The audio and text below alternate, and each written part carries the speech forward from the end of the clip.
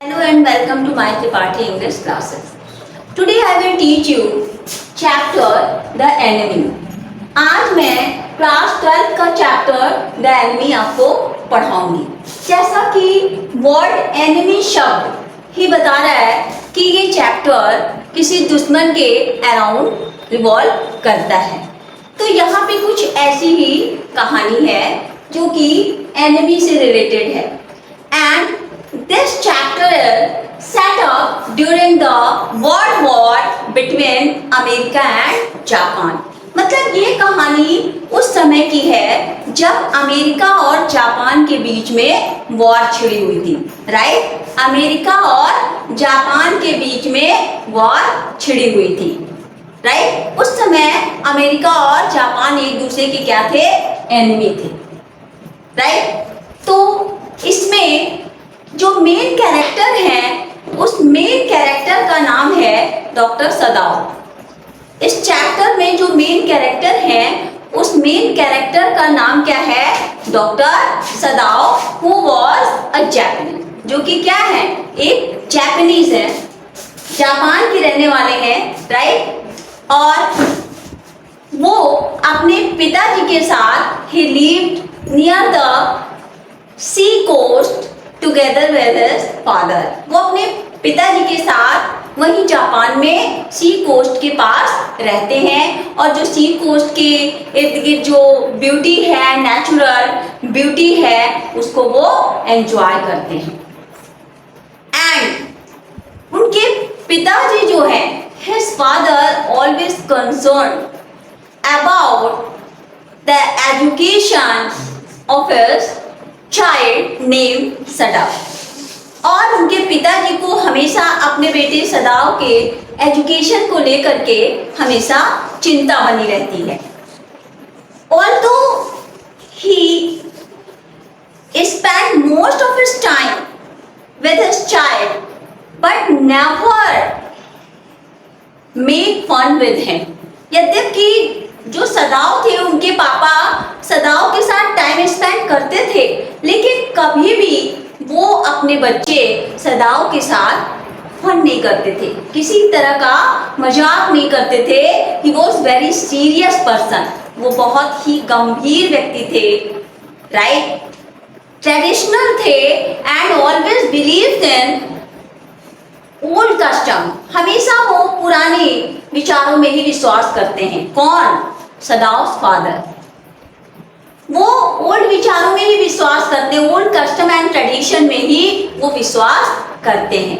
Right, और उनकी इच्छा थी कि उनका बेटा डॉक्टर बने, जैसा कि अभी मैंने बताया कि वो अपने बच्चे के एजुकेशन को लेकर के हमेशा चिंतित रहते थे। That's why he sent his child named Sadao for the further education, higher education in America. America में उन्होंने उनकी पढ़ाई के लिए, आगे की जो पढ़ाई थी रिलेटेड टू डॉक्टरेट, डॉक्टरेट से रिलेटेड जो पढ़ाई थी उसको पूरा करने के लिए उन्होंने अपने लड़के सदाओ को अमेरिका भेजा। कहाँ पे भेजा? अमेरिका भेजा। And he wants to make him a surgeon. Right, वो उनको एक सर्जन बनाना चाहते थे। वो चाहते थे कि मेडिसिन में और सर्जरी में वो उनका बच्चा एक मतलब एक्सपर्ट हो।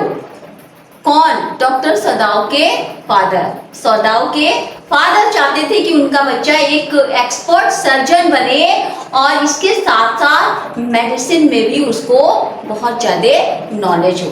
For this purpose he sent his child to America.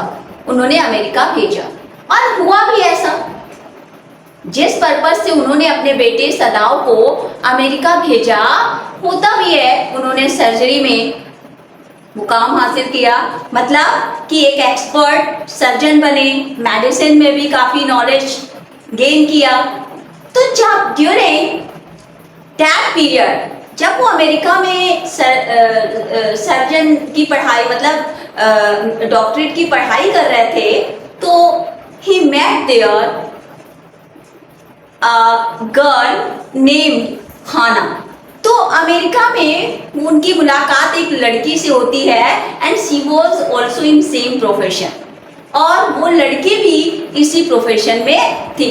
तो उनका उससे अफेयर हो जाता है, सदाओ का अफेयर होता है, बट वो मैरिज के लिए, शादी के लिए he did not agree for the marriage के लिए वो एग्री नहीं हुए टिल जब तक कि ही एश्योर्ड शी वॉज जापानीज और एन अमेरिकन।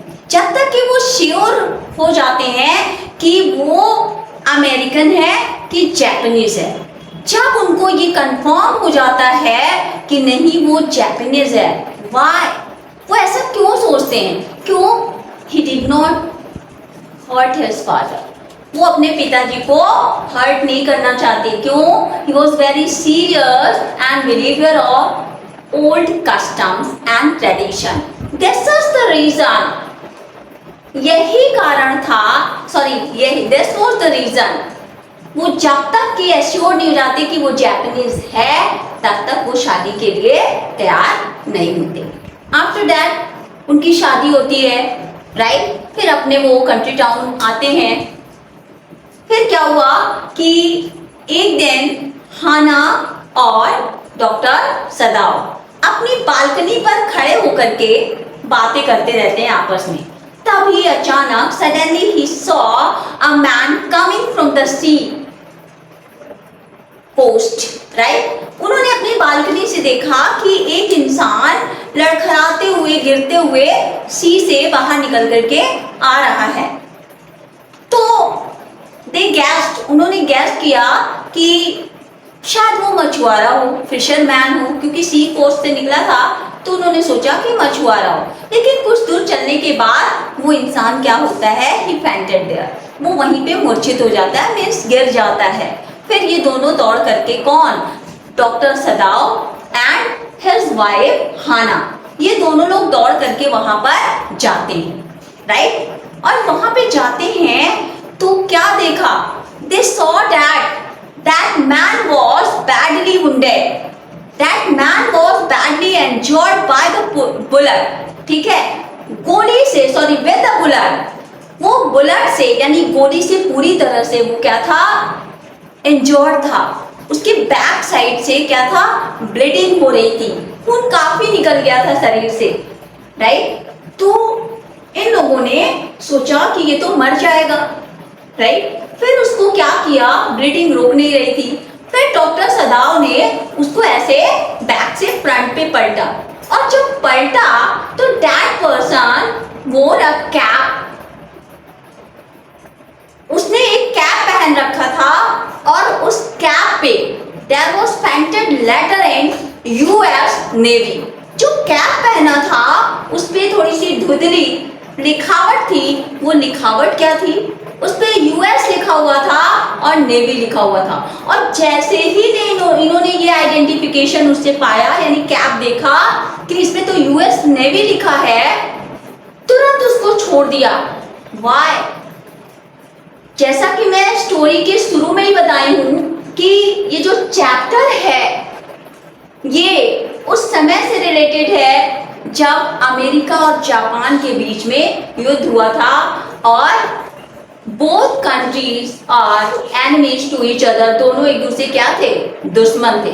तो as he read the letter US and navy, उन्होंने जब दोनों ने पढ़ा तो उसको छोड़ दिया कि अरे ये तो हमारा दुश्मन है, एंड उसको छोड़ दीजिए बाय आउट अपीयरेंस। जो आउट अपीयरेंस था, अंग्रेज है तो जाहिर सी बात है गोरा होगा, तो उन्होंने देखा तो कहा कि ये तो व्हाइट मैन है, एंड ये तो हमारा, ही इज माय एनिमी, ये तो हमारा दुश्मन है, डॉक्टर सदाओ ने कहा। अब वो बोलते हैं कि नहीं, इसका तो ट्रीटमेंट नहीं करना चाहिए। क्यों? May be possible he can be, मतलब कि ये हो सकता है मेरे लिए एक डेंजर बन जाए अगर इसको मैं सही कर दूं। After all he is enemy, वो दुश्मन है। तो उन्होंने कहा नहीं, ट्रीटमेंट नहीं करना चाहिए। पर एट अ मोमेंट, कुछ ही क्षण में उनके जो थॉट्स थे वो चेंज हो गए। Why? Because his education period, जो उनकी शिक्षा का टाइम था, मतलब when he is taking degree in doctorate, he was trained to save the life of the person. उनको ये ट्रेन किया गया था लोगों की जान बचाने के लिए, बीइंग अ डॉक्टर, कि एक डॉक्टर होने के कारण उनको ये ट्रेनिंग दी गई थी कि अगर आपके सामने कोई बंदा मर रहा हो तो it is your duty being a doctor to save that person's life.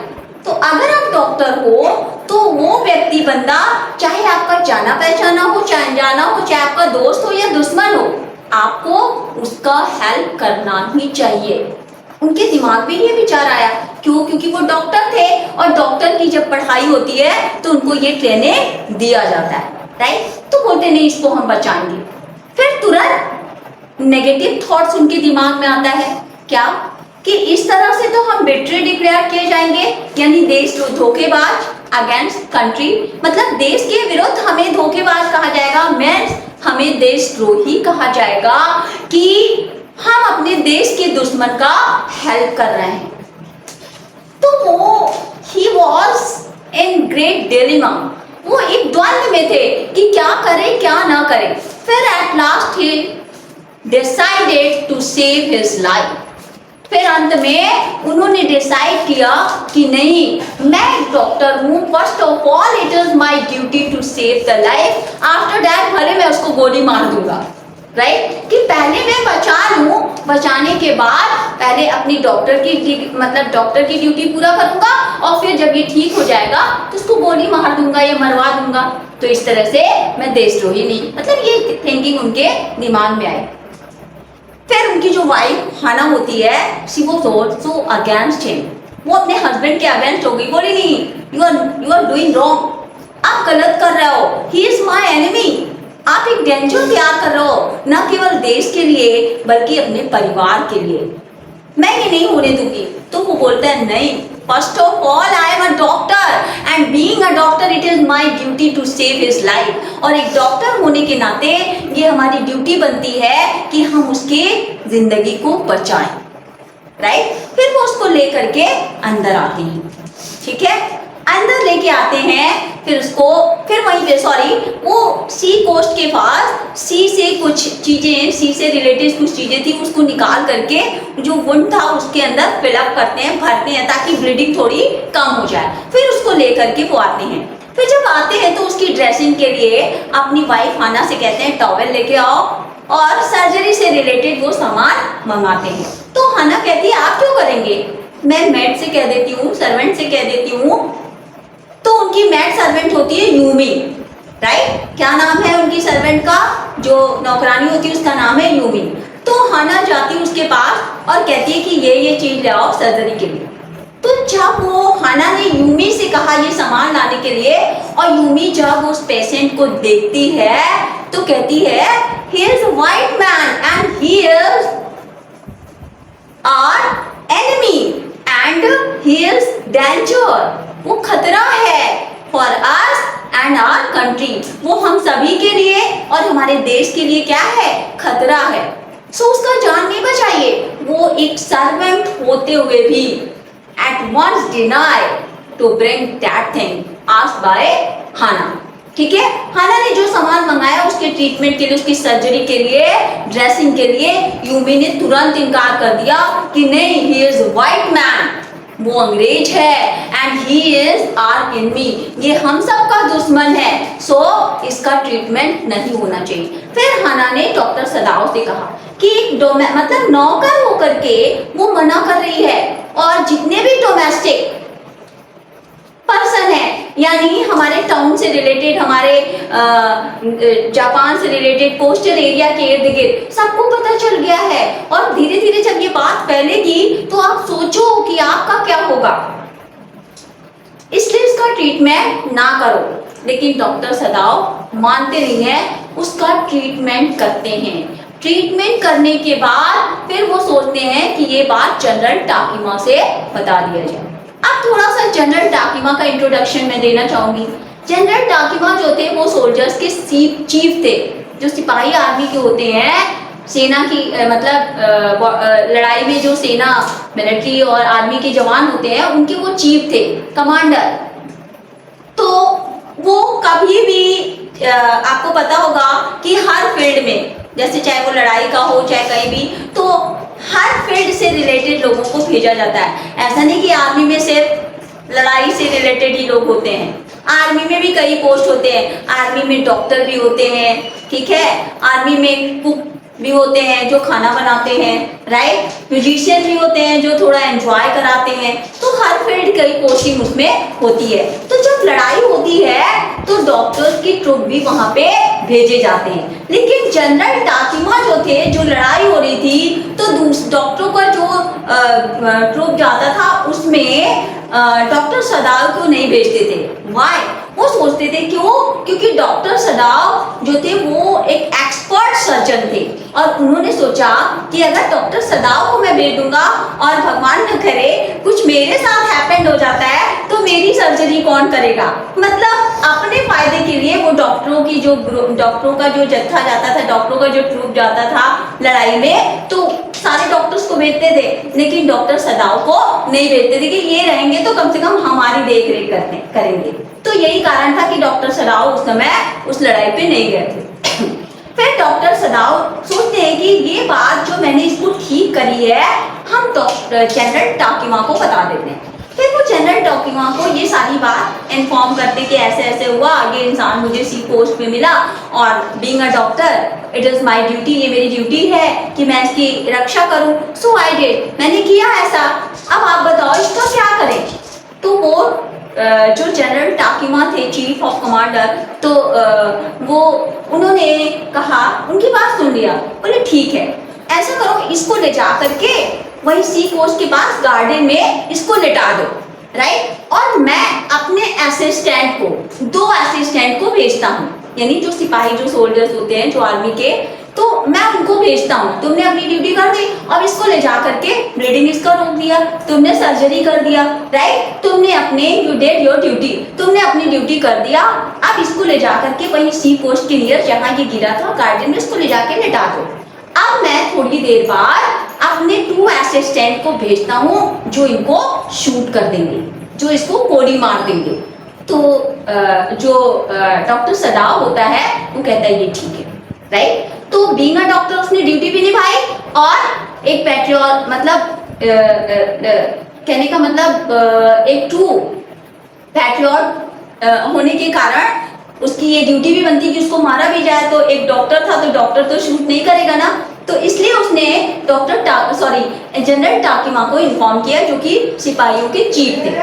तो वो ले जाके वैसे ही कर देता है जैसा जनरल टाकिमा करते हैं, ले जाके लिटा देता है। एक नाइट बीतती है, first night nobody came there, कोई नहीं आता। फिर इंतजार करता है डॉक्टर सदाव। फिर सेकेंड नाइट बीतती है, फिर कोई नहीं आता शूट करने के लिए। फिर थर्ड नाइट बीतती है, तब भी कोई नहीं आता शूट करने के लिए।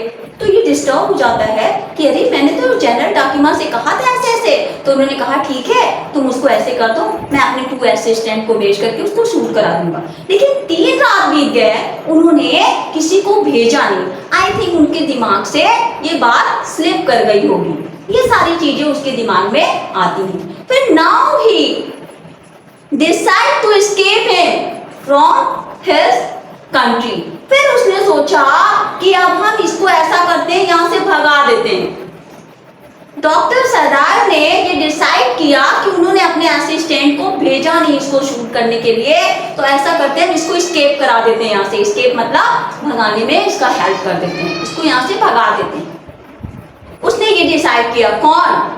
डॉक्टर सदाव। फिर उसने क्या किया कि एक बोट का अरेंजमेंट खुद करता है, उस पर प्लेटफॉर्म वगैरह बनाता है, खुद बोट का अरेंजमेंट करता है। फिर उस पर कुछ क्लॉथ्स वगैरह रख देता है और क्विल्ट्स वगैरह रख देता है, राइट, और उसके अलावा कुछ खाने पीने की चीज़ें भी रख देता है। और रखने के बाद इसके बॉडी को उस बोट पे रख करके इसको क्या करता है, वहाँ जापान से इसको एस्केप करा देता है, राइट। तो यहीं पे स्टोरी ये एंड हो जाती है। तो अगर हम देखें तो इस स्टोरी से जो राइटर है वो 2 मॉरल कन्वे करता है। कि डॉक्टर सरदार ने डॉक्टर होने के नाते आपने डॉक्टर की भी ड्यूटी निभाई, राइट, मैंने उसकी जान बचाई, और एक सच्चा देशभक्त होने के नाते उसके मतलब जो जिस इंसान का उसने ट्रीटमेंट किया था उसको शेल्टर नहीं दिया, उसको क्या किया, वहां से भगा दिया, राइट। तो एक पैट्रियोटिज्म यहाँ पे शो करता है कि वो एक सच्चे देशभक्त भी थे और एक सच्चे डॉक्टर भी थे। तो now this story has been completed. अगर अभी तक आपने चैनल को सब्सक्राइब नहीं किया है तो सब्सक्राइब भी करिए, शेयर भी करिए, लाइक भी करिए, राइट। और इसके साथ साथ जैसे कि मैंने देखा है कुछ लोग कमेंट भी करते हैं और मुझे सुनने में भी आता है कि थोड़ी बहुत कंफ्यूजन रह जाती है। आप स्टोरी को बहुत ही स्पीड में भगा करके देखेंगे तो स्टोरी कभी समझ में नहीं आएगी। टिल लास्ट तक स्टोरी को वॉच किया करिए, तब आपको स्टोरी पूरी समझ में आएगी। Now thank you.